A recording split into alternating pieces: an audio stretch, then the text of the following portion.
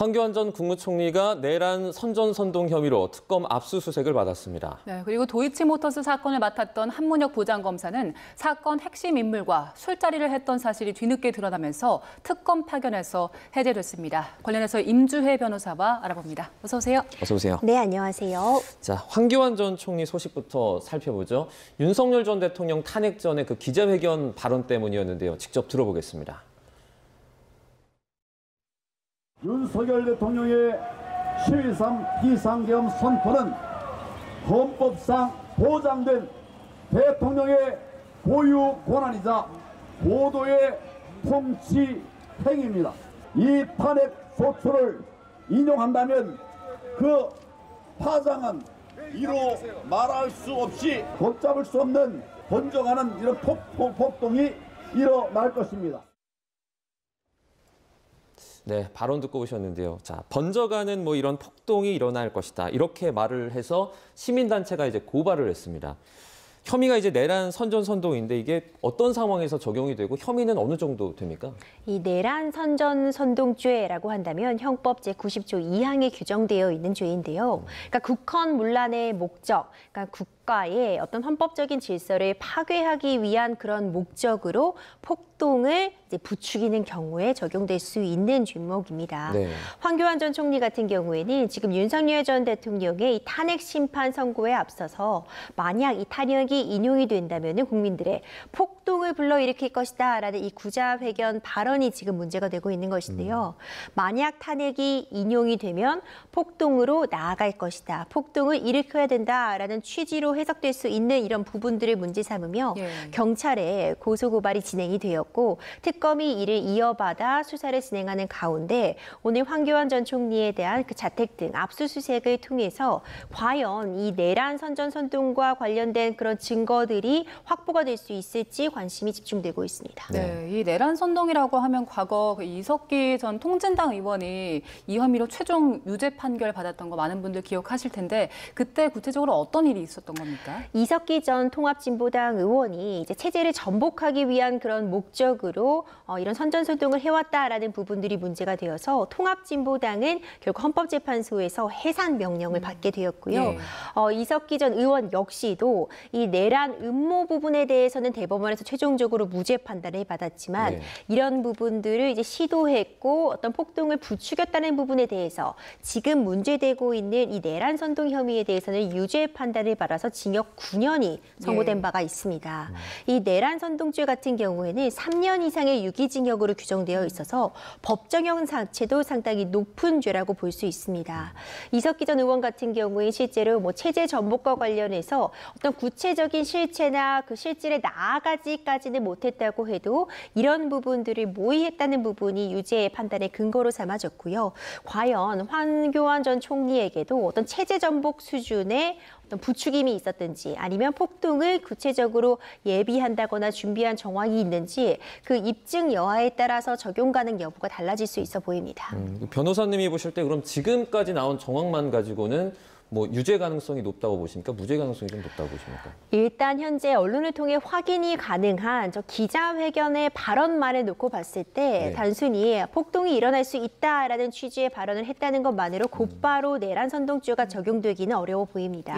이제 다른 추가적인 증거가 뒷받침돼야지 적용이 될 수 있어 보이는데 과연 이 저 발언이 탄핵 인용에 대해서 반대하는 취지 정도에 불과한 것인지 아니면 구체적으로 만약 탄핵이 인용이 되면 우리가 나서서 폭동을 일으켜야 된다. 이에 따라서 체제를 전복시켜야 된다라는 것으로 나아간 것인지 이 해당 발언만으로는 내란 선동이 유죄까지는 가기 어려울 수 있어 보이고요. 다만 구체적으로 압수수색이라던가 다른 관련자들의 추가적인 증언이나 진술 등을 통해서 구체적으로 어떤 선동을 했다거나 폭동을 모의한 바가 있는지 폭동에서 나아가서 어떤 물리적인 충돌까지도 예측을 하고 이런 부분도 준비한 바가 있는지 그런 부분에 대한 명확한 증거까지 확인이 된다면 그때는 내란 선동죄 적용도 가능해 보입니다. 특검이 확보한 증거들을 통해서 조금 더 구체적으로 알 수 있을 것 같고요. 주제를 바꿔서 오동훈 공수처장 얘기를 좀 해볼게요. 최상병 특검에서 이번 주 오동훈 처장 피의자로 소환할 거라고 하는데 그 송창진 전 부장검사의 국회 위증 혐의 고발 사건 은폐했다 이렇게 특검이 보고 있는 거잖아요. 이게 입증이 가능할까요? 결국 이 오동훈 공수처장 같은 경우에는 피의자 신문으로 본인의 업무를 다하지 못했다. 이 직무유기 혐의가 문제되고 있는 겁니다. 앞서 언급해 주신 것처럼 제 식구 감싸기라는 부분이 지금 문제가 되고 있는데요.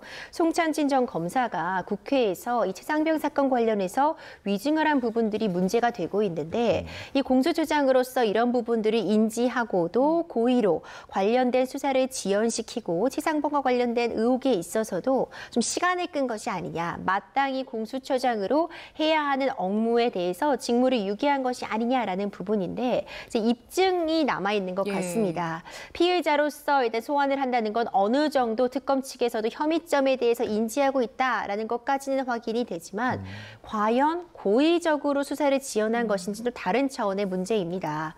구체적으로 지금 오동훈 공수처장이 이런 부분을 수사에 나가지 말아라. 아니면 송창진 전 검사 건은 좀 묻고 가자라는 취지의 발언이나 문서 같은 부분이 남아있다면은 이제 그때는 이 직권을 남용했다, 직무를 유기했다라는 부분이 입증이 가능할 텐데 구체적으로 어떤 진술들을 관련해서 이 관계자들이 하고 있는지 구체적인 SNS라던가 메신저 내지는 통화 목록 같은 것들이 남아있는지 이 부분에 따라 결론은 달라질 수 있어 보입니다. 네, 수사 상황을 조금 더 지켜보도록 하고요. 이번에는 부장검사와 피의자의 술자리 논란도 살펴보도록 하겠습니다. 먼저 사진부터 저희가 보겠습니다.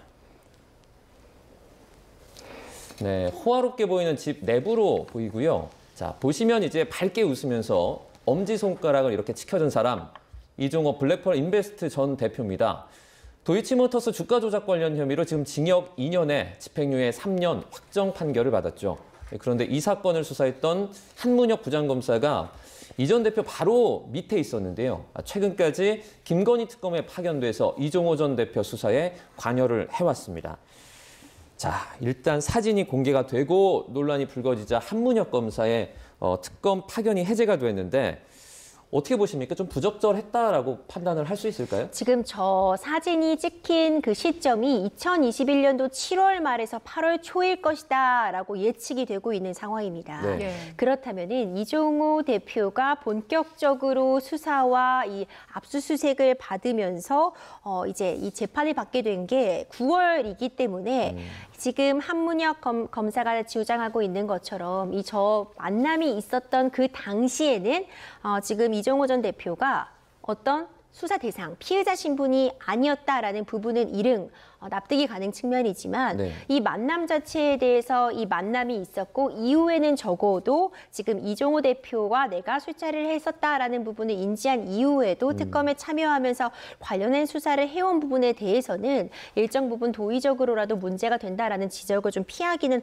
어려워 보이는 상황이고요. 이런 부분들 때문에 특검에서도 즉시 파견을 해제하고 일단 다시 검찰로 복직을 시킨 것으로 보이는데 정확한 사실관계에 대해서는 보다 확인이 필요해 보이고 감찰이 들어가겠지만 지금 한문혁 검사 같은 경우에는 일단 지인이 불러서 나갔던 이 술자리에서 이어져서 그 지인의 집으로 자리를 옮긴 것이고 당시에 본인은 지인의 지인 정도로만 지금 이종호 전 대표를 소개받았기 때문에 블랙펄 인베스트먼트라는 그 이름을 듣지도 못했고 그 당사자가 누구인지도 알지 못했다라는 취지로 이야기를 하고 있습니다. 다만 또 이종호 대표 같은 경우는 입장이 좀 다른 것으로 보여서 이미 한문혁 검사가 본인을 좀 알고 불편해했다라는 취지의 또 이야기가 나오고 있는 것으로 보여서 관련 부분들 사실관계의 확인이 필요하고 앞으로도 계속해서 이 부분은 쟁점이 될 수 있어 보입니다. 뭐 당시에 몰랐다고 하더라도 이후에 보고를 했어야 할 사안인데 최근까지 함구했다 뭐 이런 지적들도 나오고 있는 것 같습니다.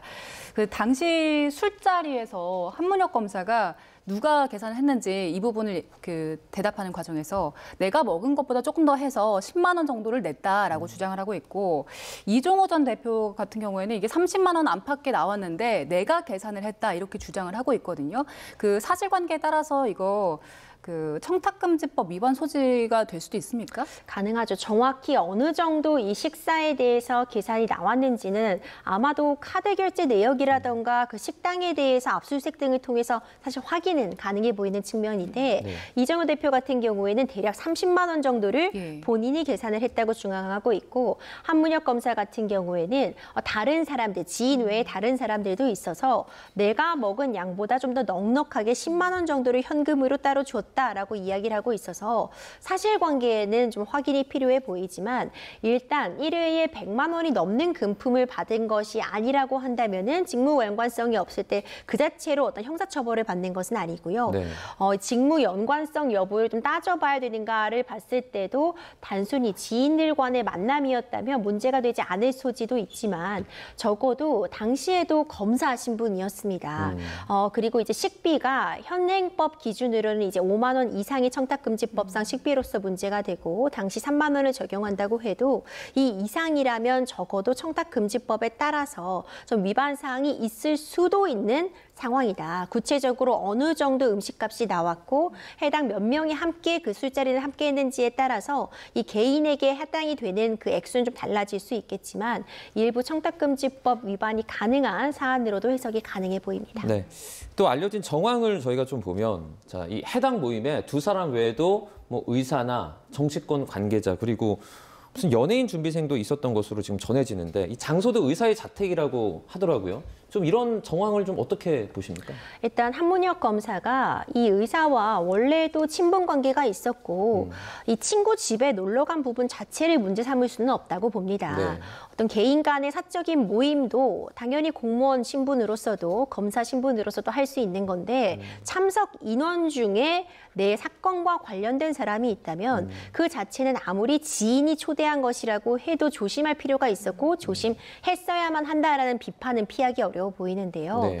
단순히 지금 이 술자리의 장소가 지인의 집이라는 점, 뭐 술자리 사진이 올라왔다는 점 자체가 문제인 것이 아니라 당시에도 한문혁 부장검사는 이 도이치모터스 사건과 연관되어 있는 다른 사건의 어떤 별건 수사 같은 부분에는 관여를 일부 했던 바가 있고 예. 그 이후에 곧바로 직후 저 술자리가 말 그대로 2021년도 7, 8월에 이루어졌다면 9월부터 지금 이종호 전 블랙펄 인베스트먼트 대표와 관련된 부분들이 계속 문제가 됐는데 만약 그 사실을 이후에라도 인지했으면 이 부분에 대해서는 쭉 사건을 맡아왔던 것이 좀 부적절한 것이 아니냐 이런 비판은 좀 피하기 어려운 상황으로 보여집니다. 네.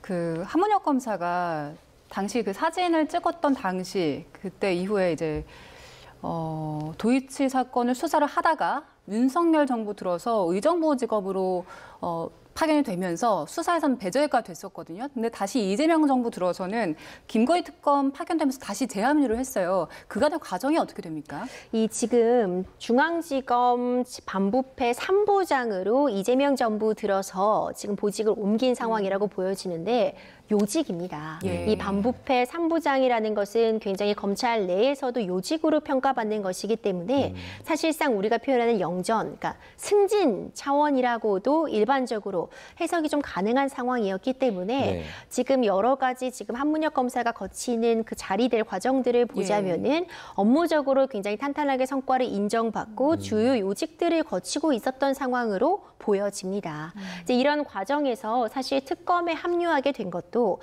그 이전부터 도이치모터스 사건과 관련해서 특히 재수사 관련해 업무를 담당하고 있었고 가장 잘 아는 사람, 수사를 예. 잘 할 수 있는 사람이라고 평가받았기 때문에 또 특검에 합류했다고 보이는데 정말로 이 한문혁 검사의 말처럼 이종호 대표와는 전혀 그 이후에도 연락을 한 바가 없고 그 당시에 지인의 지인으로서 잠시 소개받은 것에 불과하다면 뭐 수사에 영향을 끼치지 않았다라는 말이 조금 더 믿음이 가겠지만 아마도 이제 감사나 이런 부분에 대한 조사는 불가피해 보이고요. 그 이후에 아니면 그 이전에라도 어떤 친분 관계가 있었는지 어떤 그 외에도 식사 자리가 있었는지에 따라서 감사 결과도 좀 달라질 수 있지 않을까 생각이 됩니다. 네, 뭐.